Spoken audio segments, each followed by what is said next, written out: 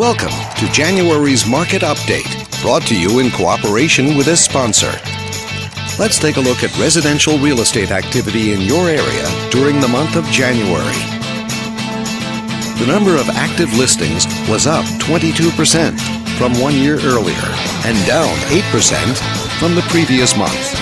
Even so, buyers still enjoy a greater selection of homes today than they did 1 year ago. As you can see, the median listing price for the month was $100,000. Compared to last year, the average number of days that units spent on the market before being sold was down 100%. This lower number of days may signal a positive trend in the local inventory turnover rate. The number of units sold decreased 100% year over year and decreased 100% month over month. Fewer sales may be indicating more opportunity for buyers to negotiate better sales terms. Thanks for watching.